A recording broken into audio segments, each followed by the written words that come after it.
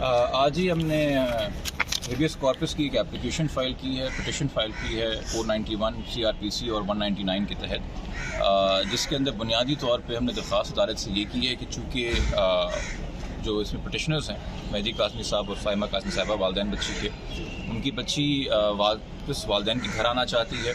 इस हवाले से मेडिकल एक्सपर्ट्स जो हैं उन्होंने भी अपनी रिपोर्ट दी है, जिसमें उन्होंने कहा है कि बच्ची वालदैन के पास आना चाहती है। बच्ची ने ख़ुद अनगिनत ख़त लिखे हैं वालदैन को, हर जब भी मुलाकात होती है वो ख़त देती है मज़ीद, वो भी रिकॉर्ड के ऊपर हैं। तो इसलिए और चूँकि फैमिली कोर्ट के अंदर जो मामलात हैं, जो कि एविडेंस के पूरे मामलात हैं, वो बहुत टाइम लेते हैं। तो इस चीज़ को देखते हुए कि एक लेथार्जी है हमारे लीगल सिस्टम में इनहेरेंट, और बच्ची के एजुकेशन लॉस भी हो रहा है, फिज़िकल मेंटल हेल्थ का भी लॉस हो रहा है, तो एक जुरिस्डिक्शन है इस अदालत के पास कि बच्ची की कस्टडी दे सके वालदैन को, तो उसकी बुनियादी तौर पर दरख्वास्त है। और उसके बाद जो मज़ीद प्रेयर ये है कि अगर बच्ची की कस्टडी वालदैन को दी जाती है तो जो ट्रैफिकिंग के लॉज हैं, जिस लॉज के तहत इस केस की समाअत भी हो रही है ट्रायल कोर्ट में, उसमें इस तरह की बच्चियों को उनके घरों पर फिर राउंड द क्लॉक सिक्योरिटी भी दी जाती है। तो वो सेकेंड पार्ट हमारी दरख्वास्त का है कि एक बार अगर बच्ची वालदैन के पास आती है तो जो mandated by law necessary arrangements करने हैं सिक्योरिटी के, जब भी बच्ची को अदालत से घर आना हो या घर से स्कूल जाना हो, और ये इंश्योर करना कि अवॉइड किया जाए अक्यूज़ की से मुलाकात या सामना। इस हवाले से फिर हमने सेकेंड अपील रेमेडी मांगी है। अभी जहाँ तक बच्ची की कस्टडी की बात है, बच्ची की कस्टडी अदालत ने कॉल की है अपने पास जुम्मे की तारीख को, कि वो बच्ची से दरियाफ्त कर सकें कि वो क्या चाहती है, और फिर उसके बाद अदालत आगे मज़ीद फैसला करेगी जो बेहतर समझती है। ठीक है। अच्छा, इसमें थोड़ा सा ये बता दें कि जो डिसमिस हुई थी डिस्ट्रिक्ट कोर्ट के अंदर एप्लीकेशन, उसमें क्या था जो जज साहब ने आपसे? देखिए, फैमिली कोर्ट के अंदर हमने अपील की, रिक्वेस्ट फाइल की थी शुरू में, एक तो फाइनल कस्टडी की बच्ची की, उसके साथ हमने एक इंटरम एप्लीकेशन दी थी पूरी तौर के ऊपर अरेंजमेंट ये हो कि बच्ची की इंटरम कस्टडी हमें दी जाए और साथ में मुलाकात अलाउ की जाए। आपको ये पता है कि मुलाकात तो हमारी अलाउ हो गई, वो भी सिर्फ महीने में 2 बार, मगर इंटरम कस्टडी हमें नहीं मिली।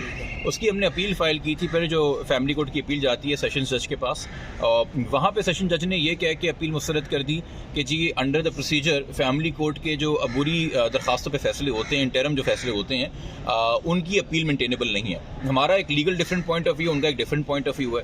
तो चूँकि वहाँ पे भी वो डिसमिस हो गई, तो इस वक्त हाई कोर्ट के किसी लेवल के ऊपर बच्ची की कस्टडी की कोई दरखास्त पेंडिंग नहीं है, तो इसलिए हाई कोर्ट की ये बेंच मजाज है इस बात की कि वो हमारी दरखास्त सुन सके। तो फैमिली कोर्ट की प्रोसीडिंग्स अपनी सेपरेट चलेंगी, वो चलती रहेंगी। 491 के अंदर हेबियस कॉर्पस के अंदर स्पेशल पावर्स हैं हाई कोर्ट में कि वो बच्ची के वेलफेयर को देखते हुए फ़ौरन कोई इंटरम फैसला करे कि बच्ची फ़ौरन वालदैन के हवाले कर दी जाए। तो जुम्मे को जब बच्ची आएगी, कोर्ट अपने आप को पहले मुतमईन करेगी, बाकी फरीकों को सुनेगी, फिर जो फैसला करना है वो फैसला करेगी। अच्छा, एक चीज़ दोबारा सुना लें।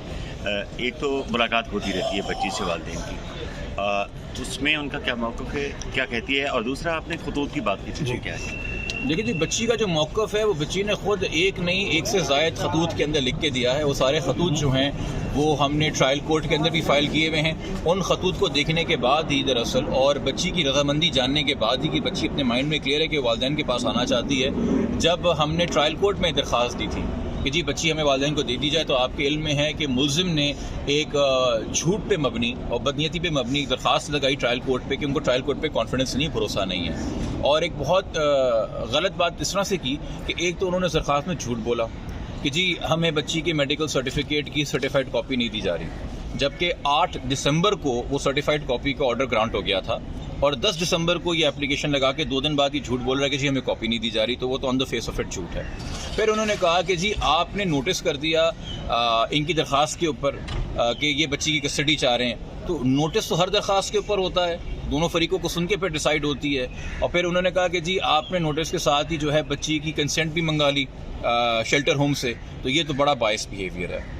तो हमने उस वक्त भी जज साहब को याद दिलाया, और जब ट्रांसफ़र एप्लीकेशन डीजे साहब के पास चलेगी तो हम वहाँ पे भी एविडेंस रखेंगे कि 8 अगस्त को जब ये JM 26 के सामने मोहतरम जज के सामने केस था, तो इसी मुल्ज़िम ने एक दरख्वास्त दी थी कि मुझे बच्ची से मुलाकात करनी है, और उसके ऊपर बग़ैर हमें सुने हुए नोटिस हुआ था 11 अगस्त को, और 11 अगस्त को ही हमें सुने बग़ैर जो है उसके ऊपर कॉल कर ली गई थी बच्ची की कंसेंट। और हमने नहीं जाके कहा था GM साहब को कि आपका बायस बिहेवियर है या ये आप अनफेयर हमारे साथ ट्रीट कर रहे हैं।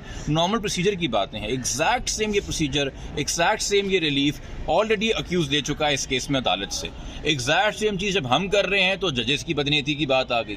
तो फिर हम वो ये कहना चाह रहे हैं कि जो उन्होंने अगस्त में रिलीफ लिया था अपने लिए, या एप्लीकेशन ग्रांट करवाई थी या नोटिस लिया था, वो बदनीयती में मबनी था। ये सारी बातें खैर ट्रांसफ़र एप्लीकेशन जब सुनी जाएगी, 5 जनवरी को उसकी डेट है, वो वहाँ पे मामला डिसाइड होगा। फिलहाल ये कि 6 तारीख को अब यहाँ पे समाअत है हाई कोर्ट। ठीक है।